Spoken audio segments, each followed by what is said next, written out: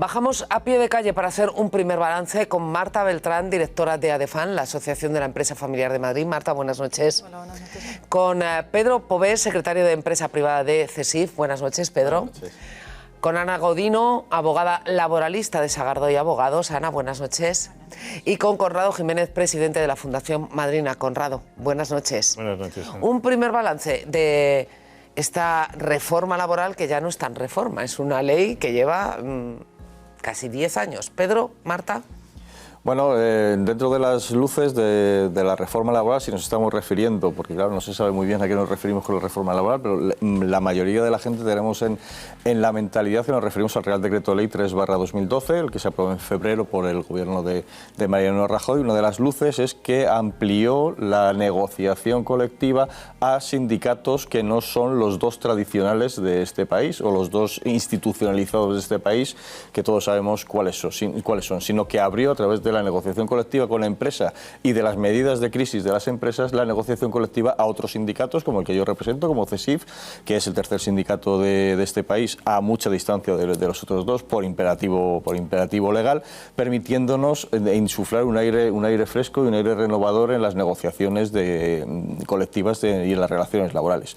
Por contra, pues lo que acabas de decir, disminuyó la indemnización, cosa que es perjudicial para el trabajador, introdujo la posibilidad del despido del personal laboral, incluso que habían aprobado la oposición, a lo que nos opusimos y nos seguimos oponiendo, y desequilibró la balanza en algunas instituciones que hacen muy gravoso, muy dificultoso litigar al trabajador, como en los despidos objetivos o en los despidos colectivos. Yo creo que en términos generales la reforma fue una reforma adecuada para el momento. Había una crisis que venía ya 4 años con una situación laboral complicada. Ayudó a crear nuevos puestos de trabajo, que creo que debería ser la principal preocupación. Y esa flexibilidad que tuvo creo que ayudó muchísimo, no solamente en ese momento, sino ahora justo en esta crisis de la pandemia, ¿no? Y hemos visto que ahí nacieron figuras como el ERTE, que después de, que a través de toda esta crisis ha permitido que que haya menos personas desempleadas de las que podía haber habido. Sí, yo la valoración que hago es una valoración positiva. Yo creo que se aprueba efectivamente en un momento complicado, donde corríamos el riesgo de una destrucción de empleo muy masiva, y las fórmulas y los instrumentos que nos dio la reforma laboral con flexibilidad interna y externa, pues permitió, yo creo, salvar mucho empleo por un lado. Y luego yo creo que favoreció la negociación colectiva, la supresión de la autorización administrativa y el obligar a las partes a ponerse de acuerdo en todos los procesos de reestructuración, pues yo creo que dio un impulso muy importante a las relaciones laborales y desde luego a la negociación colectiva en cuanto a una interlocución fluida en las empresas entre representación de los trabajadores y representación de la empresa. Pero eso, y ahora te pregunto a ti, Conrado, pero eso es de lo que se queja la ministra que no funciona y que hay que cambiar, el marco de relaciones laborales. ¿Son conflictivas las relaciones dentro de las empresas? ¿Tienen menos poder los sindicatos a nivel nacional y tienen más a nivel empresarial, y eso es lo que se está echando de menos? Es que, ¿qué va a cambiar? ¿Qué supuestamente quiere cambiar? Un cambio en el marco de la negociación colectiva, yo opino que es necesario. ¿Pero en qué sentido? ¿En qué dirección? Y en términos que lo entendamos todos. Pues muy sencillo, tenemos un problema de saber qué trabajador se le aplica qué convenio. Tenemos un marco negociador tremendamente confuso, donde hay convenios que se superponen y muchas veces el trabajador no sabe qué convenio, qué normas se le aplican. Sí, el de la empresa, el del sector, O hay convenios de sector que se superponen porque las funciones, los ámbitos se superponen. Eso habría que clarificarlo y simplificarlo. Eso no significa dar dominio al convenio sectorial, que solo negocian los de siempre. No tendría por qué. De hecho, hay que recordar que la exigencia o la reivindicación del convenio sectorial, históricamente o tradicionalmente, es más una reivindicación empresarial que sindical. ¿Lo es, Marta? Lo es parcialmente. Yo creo que a los empresarios lo que les gusta es poderse relacionar con los trabajadores, independientemente, por supuestísimo, que haya pues un régimen que proteja, obviamente, ¿no? Pero sí es verdad que prevalezca ningún convenio general o sectorial al empresarial, a la relación directa, creo que perjudica para la contratación y para el ambiente, porque yo creo que los trabajadores... Absolutamente de acuerdo, Marta. Lo que pasa es que confundimos, en el tema de la reforma laboral, confundimos los incumplimientos laborales con la reforma laboral. Uno de los problemas de este país es que pues faltan a todas luces, no sé si estamos todos de acuerdo, inspectores de trabajo, porque el problema es que hay un incumplimiento normativo muy grande. muy grande. El tema de los convenios de empresa no tendría por qué ser conflictivo, no. Pero se ha utilizado de una manera, por algunos empresarios, mal utilizado, fraudulenta, para hacer dumping social. Ese es el problema. Obviamente, ir contra el fraude, por supuestísimo, es algo a lo que nadie se va a negar, ¿no? Al fraude empresarial y al fraude laboral. No solamente es el empresario, también somos los trabajadores por cuenta ajena los que tenemos que cumplir las normas, ¿no? y ser absolutamente éticos en nuestro desarrollo profesional. Por supuesto. Estamos hablando de los trabajadores, pero Conrado está más cerca de los que no encuentran trabajo, porque estamos enredados en las reformas laborales y, sin embargo, en este país todavía tenemos una tasa de paro altísima que no sé si se resuelve con leyes. Conrado, en la fundación que presides, en la Fundación Madrina, atendéis a personas, sobre todo a madres, personas que buscan un empleo. ¿Habéis notado una demanda creciente en las últimas semanas, en los últimos meses, de atención, de apoyo económico, de apoyo material de algún tipo? Bueno, inicialmente, gracias Ana, gracias a todos.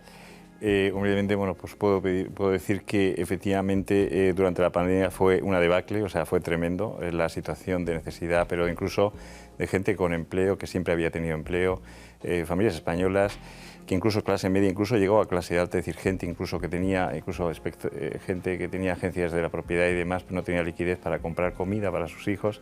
Pero eso fue durante los meses de confinamiento. ¿Eso continúa ahora? Y en este momento, justo cuando se levantó el estado de alarma, se bajó al 50% las colas del hambre. Ajá. Pero las colas del hambre siguen. ¿Por qué?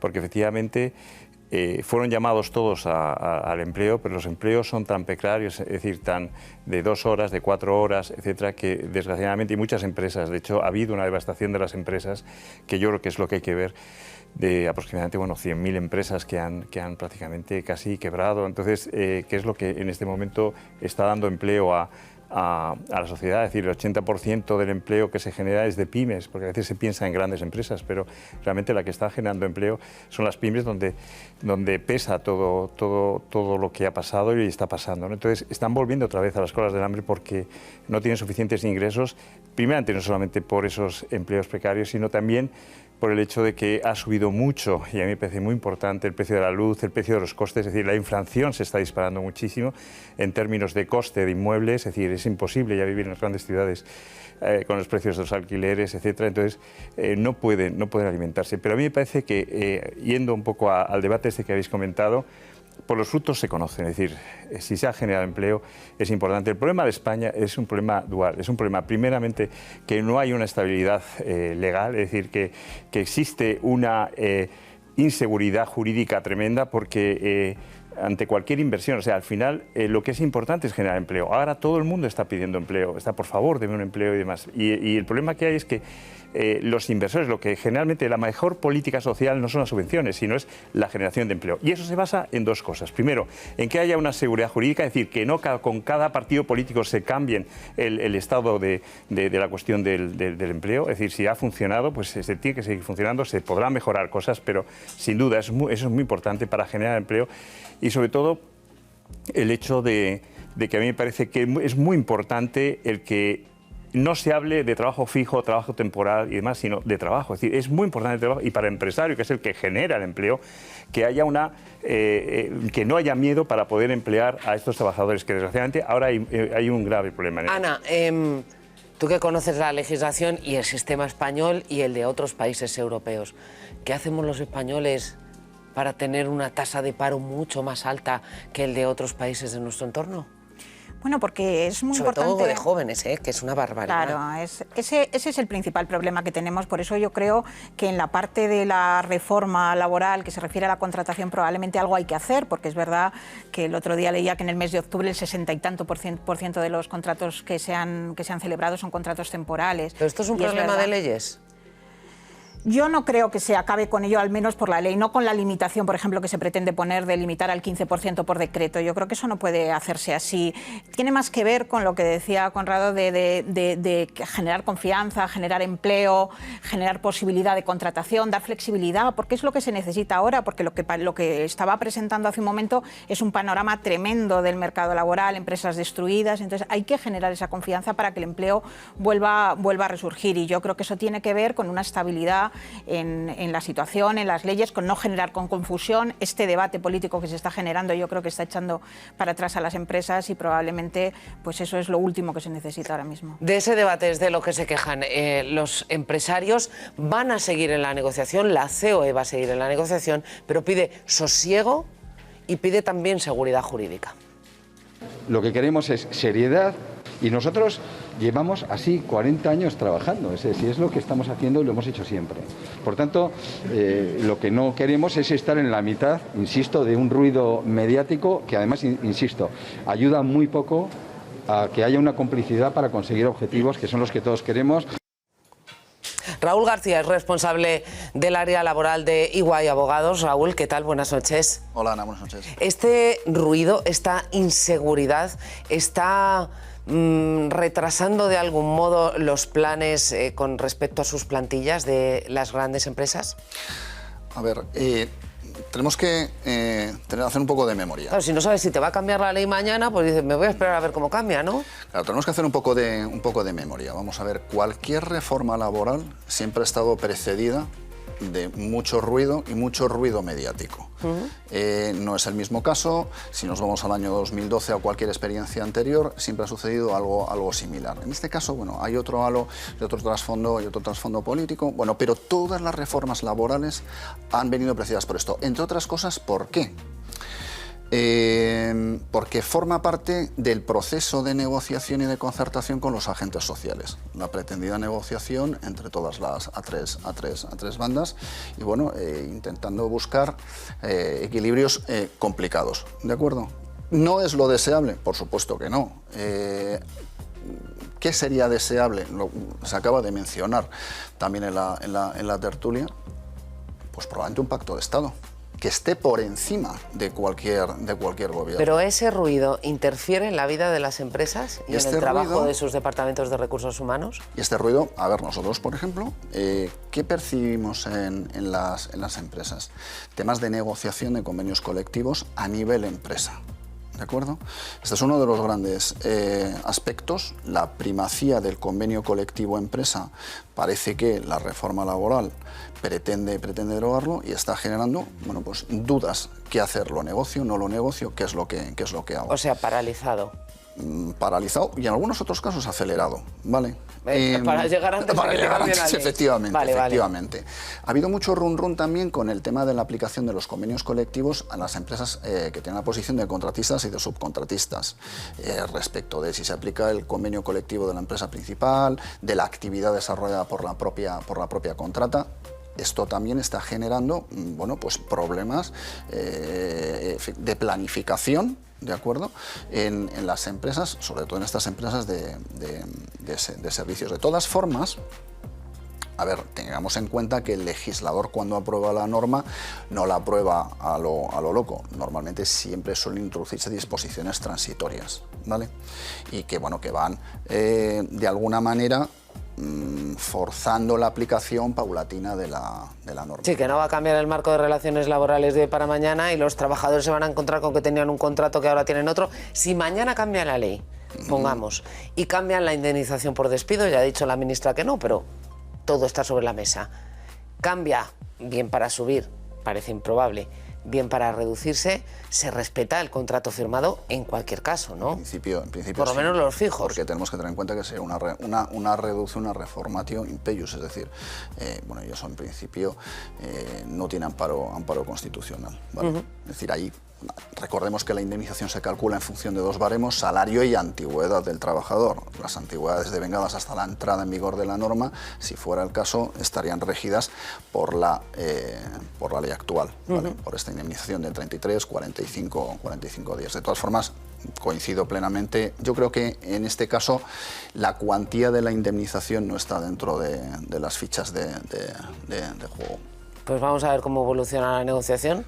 15 de noviembre, o sea, Ya. La próxima semana tenemos que tener un texto, ¿no? Es un auténtico maratón, porque bueno, se ha fijado el Gobierno el tener toda la norma aprobada a final de año. Hay mucha presión por parte de la Unión Europea, mucha presión en la parte de la contratación temporal, mucha incertidumbre porque bueno, parece ser que se estaba barajando el límite de las empresas limitar la contratación temporal a un 15%.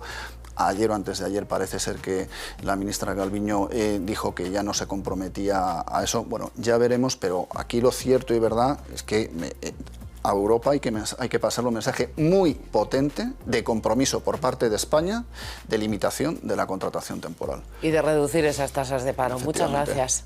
Muchas gracias, Ana. Enhorabuena por el programa. Gracias. Una de las críticas de Yolanda Díaz a la reforma laboral de 2012 tiene nombre de colectivo, La imagen de la reforma laboral se ve en esas camareras de piso que cobran 3 euros la hora por limpiar habitaciones de un hotel que se pagan por 60, 70, 80, 100 euros, 150 euros.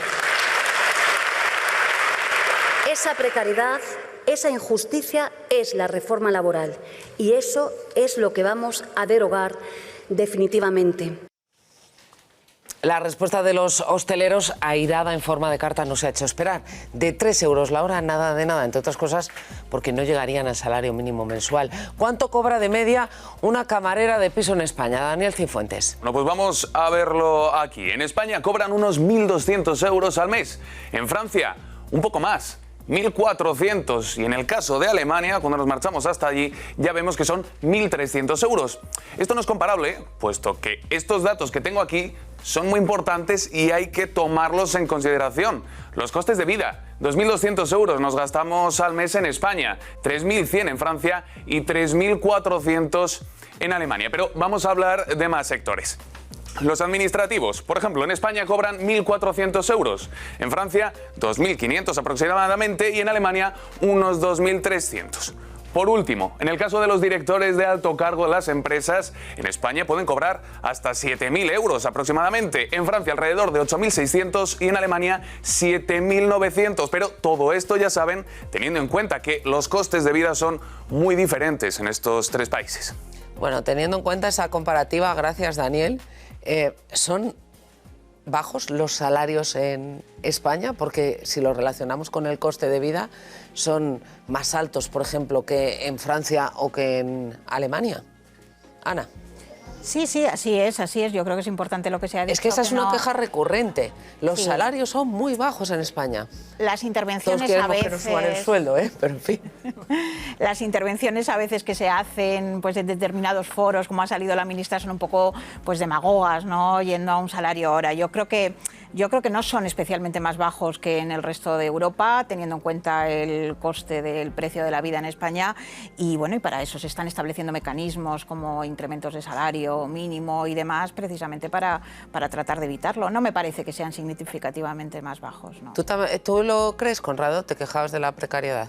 Sí, pero efectivamente, o sea, a mí lo que me interesa, o sea, como presidente de la Fundación, es que todos tengan empleo y desgraciadamente en este momento no se está generando empleo, porque tienen miedo los empresarios y porque se ha destruido muchísimo tejido empresarial como nunca se ha visto desde la Segunda Guerra Mundial.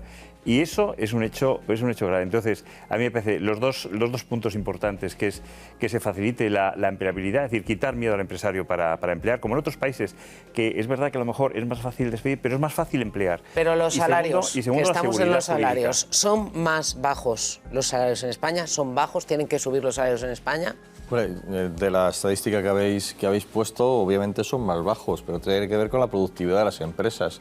También tiene que ver con la competitividad del país y con el producto y el valor añadido que hagan cada empresa en ese sector. ¿Eso qué quiere decir? ¿Que son justos de acuerdo con la situación económica que tenemos? Perdona, no se soluciona solo subiendo el salario mínimo, sino que hay que reestructurar toda la estructura salarial, porque si no lo que tendremos son trabajadores que pierden su ilusión o que pierden su capacidad de trabajo porque ven que los que tienen menos responsabilidades ya ganan casi lo mismo que ellos. Y por arriba nos pasará lo mismo, tendremos ingenieros con unos salarios que les saldrá más a cuenta salir al extranjero que quedarse en España, o unos médicos o unas enfermeras, que lo estamos viendo. Entonces, no es solo subir el salario mínimo interprofesional, que está muy bien, Ana, sino que es toda la estructura salarial la que habría que modificar. Lo ideal, siempre, claro, poder subir, como no, pero vamos, yo estoy con Conrado en que la principal preocupación es la de generar empleo. Ahora mismo es que no podemos salir de ese debate. La reforma laboral es importante, pero 3,5 millones de desempleados, al final a lo mejor es necesario activar alguna política que incentive la contratación. ¿Qué le frena a la empresa para crear empleo, Marta? Pues hay una inseguridad jurídica que comentábamos antes grande, y con esa estamos todos preocupados con los mensajes que salen del gobierno a diferentes estamentos contradictorios. Llega a Bruselas, esto es muy perjudicial para la inversión de fondos en España, es muy perjudicial a la hora de tomar decisiones. Se pueden tomar decisiones conforme a cosas que no se sabe si van a pasar, que es un riesgo elevadísimo. El siguiente riesgo es la paralización. Si yo no sé lo que me va a pasar, pues no hago nada, ¿no? Con lo cual eso va en contra de la productividad, y al final el que lo paga pues es el desempleado, y desde luego el salario, y luego por supuesto el tema de las cotizaciones sociales. Solamente se habla de elevar, y eso es un impuesto a la creación de empleo absolutamente, y descompensado. Las cotizaciones para pagar las pensiones. Claro, si hacemos ahora nos vamos a ocupar comparativa también de europea, pensiones. si es que hacemos esta comparativa europea, pues España junto con Grecia, me parece que República Checa, ¿no? Son los países que más cotizaciones sociales pagan. Eso obviamente es muy difícil de sostener para una empresa normal, una pyme.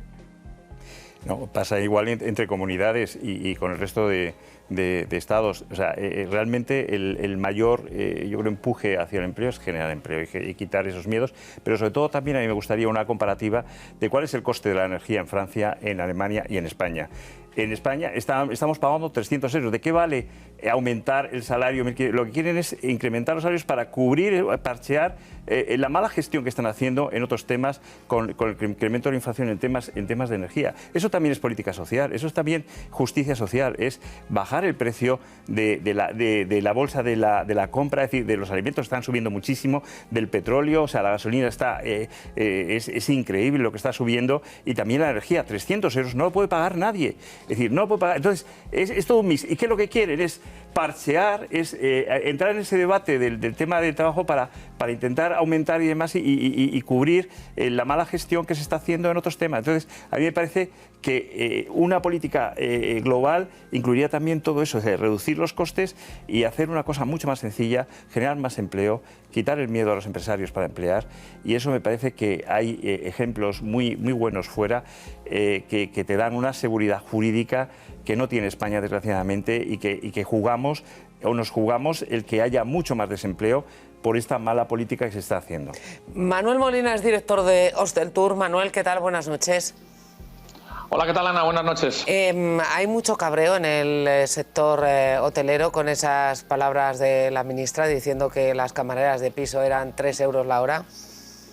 Pues sí. De hecho, bueno, se hizo esperar un poco esa reacción respecto a cuando se produjeron las declaraciones, pero sí hay tú has dicho cabreo, hay un gran malestar en el sector hotelero porque realmente no se corresponde con la realidad de las cifras y bueno, lo habéis dicho perfectamente en la introducción. El convenio de hostelería no permitiría pagar algo así, y estoy convencido, y todos los que nos están escuchando seguro están convencidos de que si se estuviera incumpliendo un convenio, los sindicatos hubieran sido los primeros en iniciar las acciones que hubieran determinado. No es cierta esa cifra que la ministra aseguraba de 3 euros y pico la hora en relación al salario de las Kellys. Sin embargo, sí es cierto que por la propia naturaleza del servicio que presta, el sector de la hostelería y en general el turismo es el que tiene unas tasas de temporalidad mucho más altas, y a lo mejor si equiparamos, que no en todos los casos desde luego es comparable, precariedad con temporalidad, me parece que están mirando a hoteles, restaurantes, bares, etcétera, etcétera. O sea, otra vez a pellizcar la gallina en los huevos de oro. Sí, a ver, realmente la temporalidad en el sector turístico, sobre todo en algunos territorios, es algo prácticamente intrínseco. Hace muchos años que se está intentando luchar contra eso. En los últimos años es cierto que se había conseguido alargar la temporada turística más allá de lo que es el verano, con lo cual también el impacto en las cifras de contratación estiraba. Pero existe también una figura que es el de los fijos discontinuos, que garantiza pues una seguridad bastante notable para ese perfil de empleados. De hecho, te tengo que decir que este verano ha habido problemas graves para encontrar personal en el sector turístico. Y no hablamos solamente de camareras de pisos, se está hablando de otros muchos segmentos y otros muchos apartados del servicio turístico, donde ha sido muy complicado encontrar trabajadores que quisieran, porque ha habido una salida, una fuga de empleos hacia otros sectores. También es cierto que la seguridad que les estaba dando los ERTEs a algunos trabajadores ha hecho que no quisieran volver y que prefirieran seguir estando en ERTE, y eso es cierto y se ha dado en muchos territorios. Y bueno, como tú muy bien has dicho, sin ninguna duda, la temporalidad es algo que afecta negativamente. Cuando alguien quiere buscar trabajo, pues evidentemente quiere buscar trabajo todo el año y no solamente algunos meses. Pues vamos a seguir de cerca la evolución de ese sector, Manuel. Gracias, porque efectivamente es uno de los sectores que puede verse afectado por su grado de temporalidad y eso que no encuentra trabajadores, con las tasas de paro que tenemos. Si me permite solamente una cuestión, has mencionado antes, se pellizca otra vez la gallina de los huevos de oro. Sí que es cierto que también, no solamente en el sector hotelero, sino que en el sector turístico en general, existe un malestar porque parece que continuamente se está poniendo al sector turístico en cuestión, ya sea por cuestiones laborales de sueldo, como vemos, sobre una base que no es real, ya sea por comentarios como los del ministro Garzón hace algunos meses, atacando directamente a la primera industria del país, que mientras no inventemos otra, es la que tenemos. Entonces, oye, inventemos otra industria y trabajemos por mejorar la que tenemos, pero hay que basarse en cifras reales. A ver si pueden convivir la que inventemos y esta, nos iría mucho mejor. Manuel, gracias. Ana, muchas gracias. Buenas noches. Buenas noches. José Ramón Pin, economista, profesor del IES. ¿Qué tal? Buenas noches. Muy buenas noches. José Ramón, ¿ha servido la reforma laboral del año 2012 para crear puestos de trabajo? Ya sabemos que nos ha abierto la puerta a los ERTE, que nos han salvado en el confinamiento, pero ¿ha sido buena para generar más creación de empleo, que es lo que necesitamos, o ha sido neutra en ese sentido? No, la reforma laboral ha conseguido algo muy importante, que es que con crecimientos pequeños del 2 o del 3 pudiéramos crear puestos de trabajo, cosa que antes no ocurría. Hay un dato. ¿Y eso cómo se consigue? Así, cuéntanoslo, que lo entendamos todos. ¿Porque el despido es más barato? No, porque cuando das flexibilidad al mercado, lo que ocurre es que los empresarios ven menos incertidumbre, se lanzan a invertir más y necesitan más empleados. Es así de sencillo. Fíjate, en el mes de octubre hemos conseguido 19,5 millones de empleados según el registro del SEPE. Y según la EPA, 20 millones. Es lo que pretendía Rajoy con aquella reforma laboral que le exigió la Unión Europea.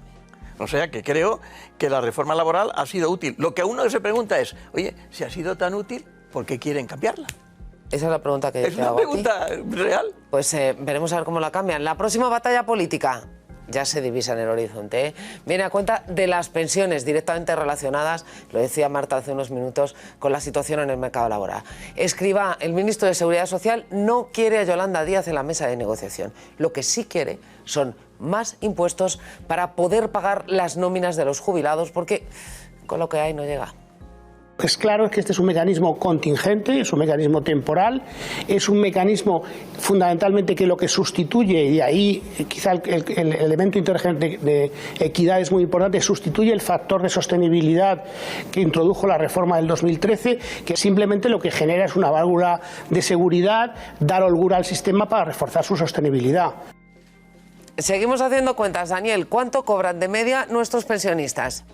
Bueno, pues vamos a verlo aquí, lo tenemos en este mapa. Las pensiones, en este caso, ya vemos que en España varían mucho entre un país y otro. Comenzamos con España, donde los jubilados perciben al mes unos 1.027 euros. En el caso de Francia son 1.304 y si nos marchamos hasta Alemania, allí sus pensiones se ubican en los 1.025 euros, casi igual que en España. En Italia es un poco más, asciende a los 1.052 euros la pensión de quien la tiene. Pues esas son las cuentas, sean mucho o poco, que puede ser objetivo o subjetivo, lo cierto es que tenemos que tener para pagarlo. ¿Vosotros sois partidarios de subir los impuestos para seguir pagando el nivel de pensiones que tenemos, o vamos a frenar la subida, o dónde las financiamos? Marta, tú te quejabas antes de las cotizaciones sociales. Yo es que creo que cargar al empresario todo el pago a la administración a través de impuestos para mantener el sistema es verdaderamente contraproducente. No es porque nadie quiera no pagar más a un pensionista, obviamente sí. La cuestión es, ¿tiene sentido verdaderamente una empresa puede abordarlo? A lo mejor es lo que decía antes, ¿no? Pues justo si os suben los contrario. impuestos a las empresas, ¿cuál puede ser el efecto? Pues tener que dejar de contratar. Y ser menos productivos. Si no somos, o sea, al final el reto de la empresa española es la productividad y la competitividad. Si no somos capaces de generar empleo, es que esto no, o sea, no vamos a conseguir desarrollar la economía, ¿no? Y ahora mismo estamos en un momento súper delicado.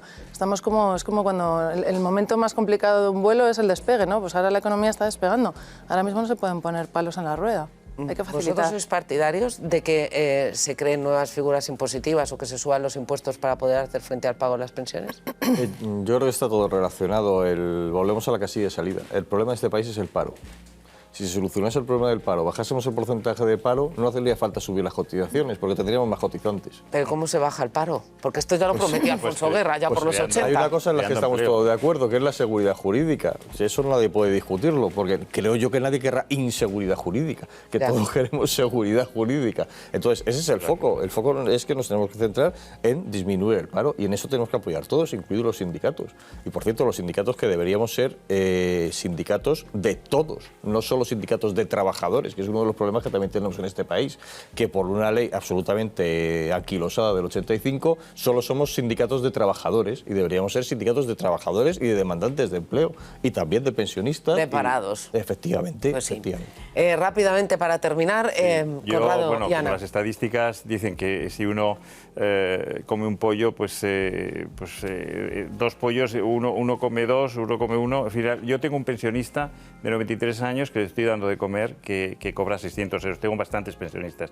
Desgraciadamente les tenemos que dar de comer y tenemos que tener esa dignidad. Yo creo que la clave, la receta para poder sacar el país adelante es generar empleo. Es decir, con más cotizantes no tienes ni que subir impuestos ni nada. Es decir, reducir las cargas impositivas de las cotizaciones que sufren los empresarios. Eso por una parte. Y que, por ejemplo, en Holanda y en otros países, el ser autónomo son 50 euros, no 200 y pico como aquí. Es decir, generar empleo. Ana. Y generar iniciativa empresarial. Sí, a ver, con las pensiones yo creo que es el gran problema de hace muchos años y con el que algo hay que hacer. O sea, yo creo que no sirve con decir que no se puede hacer nada. Pero bueno, para eso están mecanismos en los que ha habido acuerdo y está ahora en tramitación parlamentaria la ley de reforma de las pensiones, pues fomentar el retraso de la edad de jubilación, probablemente, es decir, mecanismos que no supongan siempre cargar al empresario con mayores cotizaciones. Yo creo que la solución, en modo alguno, a que la caja de las pensiones se está agotando, cada vez tenemos más esperanza media de vida, pues no pasa, desde luego, por el incremento de las cotizaciones y no pasa por hacerlo en este momento, pues en un momento crítico para las empresas, claramente. Pues gracias por estar aquí a los cuatro y por ponernos con vuestro punto de vista al pie de la calle, que es donde estáis vosotros.